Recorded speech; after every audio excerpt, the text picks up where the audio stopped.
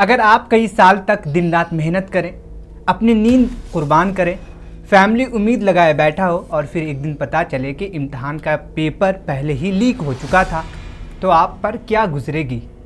आज पूरे मुल्क में यही सवाल पूछा जा रहा है कि क्या नीट पेपर लीक की जिम्मेदारी एनटीए लेगा। नेशनल टेस्टिंग एजेंसी यानी एनटीए को 2017 में को इंडिपेंडेंट बॉडी के रूप में बनाया गया था ताकि परीक्षा यानी इम्तहान सही तरीके से हो, धांधली ख़त्म हो और बच्चों को इंसाफ मिलेगा।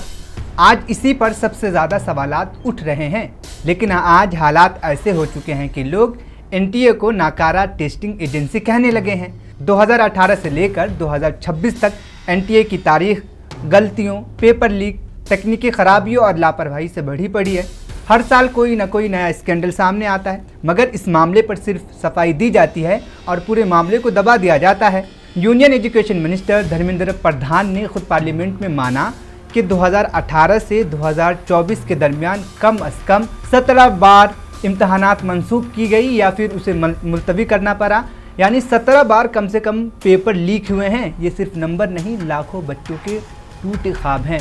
Question paper leak in last 7 years 70 times. Sir, with full responsibility, I would like to submit in front of House through you, sir. There is no evidence of paper leak in last 7 years on any numbers. Sir, there are incidents already. This case right now, Speaker, sir, this case is going in front of Honorable Supreme Court. All the things has come out. Every question has put in front of Supreme Court. Honorable CJI is personally presiding over that bench, and with full responsibility I can say, in last after NTA, more than 240 examination has been conducted, more than 5 crore students has been applied, and more than 4.5 crore students successfully participated in the examination. 2019 में NTA ने पहली बार NEET का इम्तहान करवाया। इम्तहान के बाद पता चला कि कई सवालों के दो सही जवाब थे, यानी अगर किसी ने तुक्के से भी मार्किंग कर दिया तो उसके भी नंबर बढ़ गए। तब मामला सुप्रीम कोर्ट तक जा पहुंचा था, तब जाकर नई आंसर की जारी की गई। इसी एग्ज़ाम में एक और बड़ा फ्रॉड सामने आया, यानी एक तालिब इल्म की जगह किसी दूसरे शख्स ने इम्तहान दिया और किसी को खबर तक नहीं हुई। फिर आया साल 2020। ये साल एनटीए के लिए सबसे ज़्यादा शर्मिंदगी वाला साबित हुआ। जेईई मेंस में आसाम के एक तालिब इल्म ने टॉप किया, लेकिन बाद में पता चला कि उसकी जगह किसी और ने इम्तिहान दिया था, यानी एग्ज़ाम में कोई और बैठा किसी और के लिए। 7 लोगों को गिरफ्तार किया गया, जिसमें तालिब इल्म के वालिद यानी तालिब इल्म जो स्टूडेंट था उसके वालिद भी शामिल थे। सवाल ये है कि जब एनटीए इतनी सख्त सिक्योरिटी, बायोमेट्रिक और एआई कैमरा होने का दावा करता है, तो फिर कोई दूसरा शख्स इम्तहानी हॉल में कैसे दाखिल हो गया। इसी साल मध्य प्रदेश की एक तालबा विद्या सूर्यवंशी ने नीट का इम्तहान दिया। जब रिजल्ट आया तो उसे सिर्फ 6 नंबर मिले और वो ये सदमा बर्दाश्त ना कर सकी और उसने खुदकुशी कर ली। बाद में जब उसकी OMR शीट चेक की गई तो पता चला कि उसके असल नंबर 590 थे। सोचिए, सिर्फ एक गलती ने एक मासूम बच्चे की जान ले ली। राजस्थान के एक तालिब रावत के साथ भी ऐसा ही कुछ हुआ। पहले उसे 329 नंबर दिए गए, लेकिन दोबारा चेकिंग में उसे असल नंबर 650 मिले। अगर वो आवाज़ न उठाता तो शायद हमेशा खुद को नाकाम समझता रहता। 2022 में जेईई के दरमियान कई इम्तहानी मराकज़ पर कंप्यूटर हैंग हो गए। बच्चे पूरा पेपर हल किए बगैर इम्तहानी हॉल से बाहर निकल आए। एनटीए जदीद टेक्नोलॉजी के बड़े बड़े दावे करता है, मगर जब बुनियादी सिस्टम ही फेल हो जाए तो ऐसे दावों का क्या फ़ायदा। फिर आया 2024 और यही वो साल था जब नीट पेपर लीक ने पूरे मुल्क को हिला कर रख दिया। झारखंड और बिहार से पेपर लीक होने की खबरें आई। सवालात व्हाट्सएप और टेलीग्राम के ज़रिए पूरे मुल्क में फैलाए गए। कुछ तालिब इल्म ने खुद मान लिया कि उन्होंने पेपर ख़रीदा था। सुप्रीम कोर्ट ने साफ कहा पेपर लीक हुआ है, इसमें कोई शक नहीं। उसी दौरान यूजीसी नीट मनसूख हुई और लोगों का एनटीए पर भरोसा कम हो गया। 2025 में भी हालात नहीं बदले। आंसर की में गलतियाँ, इम्तहानात मुलतवी यानी एग्ज़ाम पोस्टपोन्ड हुए और तकनीकी खराबियाँ मुसलसल सामने आती रही। और फिर आया 2026, जहाँ एनटीए की नाकामियाँ विफलता अपने उरूज पर पहुंच गई।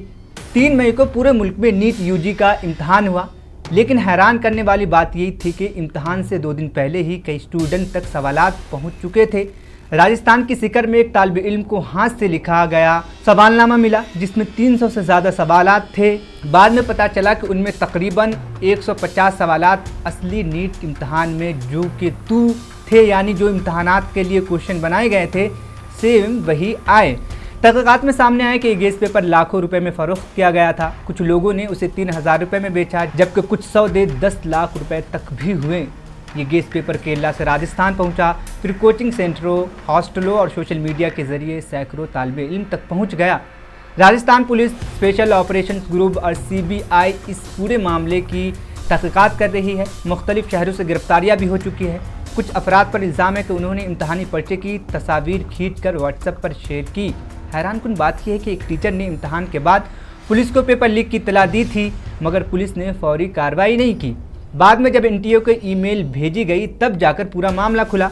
अब सवाल ये है कि आखिर कब तक बच्चों के मुस्तकबिल, फ्यूचर के साथ ऐसा खेल खेला जाता रहेगा। हर साल लाखों नौजवान डॉक्टर, इंजीनियर और साइंसदान यानी साइंटिस्ट बनने का ख्वाब लेकर इम्तहान देते हैं। वो दिन रात मेहनत करते हैं, ख़ानदान उम्मीदें बांधता है, मगर अगर इम्तहान ही महफूज न हो तो मेहनत का क्या मतलब रह जाता है। सियासी बयानबाजी भी शुरू हो चुकी है। साबिक़ वज़ीर आला अशोक गहलोत ने इस मामले में सियासी लोगों के मुलव्विस होने का इल्ज़ामात लगाए हैं। गंभीर मामला है और जो पकड़ा गया है BJP का जो नेता है, कहते हैं उनके परिवार के 5 लोगों की नौकरी पहले लग चुकी है। ये जांच का विषय है। ये बिना मतलब का कांग्रेस सरकार को बदनाम करते हैं। ये कुछ एक्सपोज हो गए हैं 2024 में, 25 में, 26 में 3 बार ये नीट के पेपर आउट हुए। क्या कारण बताइए। ये बहुत गंभीर विषय है। लाखों बच्चे जो 22 लाख बच्चे होंगे तो क्या गुजरते होंगे हम कल्पना कर सकते हैं। ये बहुत ही सीरियस मामला है। SOG वाले कितनी सफाई दे बनाई, पर SOG ने FIR लॉन्च क्यों नहीं करी, इसका जवाब दे। बहानाबाजी करना अलग बात है। अधिकारियों को भेज देते हैं, आप DC कर जाओ, PC कर जाओ, कर जाओ, क्या मतलब। बहुत गंभीर मामला है। अभी पोल खुल जाएगी सब। जबकि कई तंजीमों ने NTA के अफसरान को हटाने का मुतालबा किया है। सुप्रीम कोर्ट में भी दरख्वास्त दायर की गई है। NTA में बड़े पैमाने पर इस्लाहात की जाए, इम्तहान को मुकम्मल डिजिटल और महफूज बनाया जाए और पूरे निज़ाम को शफाफ किया जाए। ये सिर्फ एक पेपर लीक का मामला नहीं है, ये पूरे निज़ाम पर सवाल है। ये उन लाखों बच्चों के फ्यूचर का सवाल है जो ईमानदारी से मेहनत करते हैं। अब सिर्फ तहक़ीक़ात, माफिया और वादे काफ़ी नहीं हैं। लोग चाहते हैं कि ज़िम्मेदारों पर सख्त कार्रवाई हो और इम्तहानी निज़ाम को जड़ से बदला जाए, क्योंकि जिस भरोसे पर पूरा सिस्टम खड़ा था वो भरोसा अब टूट चुका है। आप इस मामले पर क्या सोचते हैं? क्या NTA को इसकी ज़िम्मेदारी लेनी चाहिए? अपनी राय कमेंट में ज़रूर बताएं।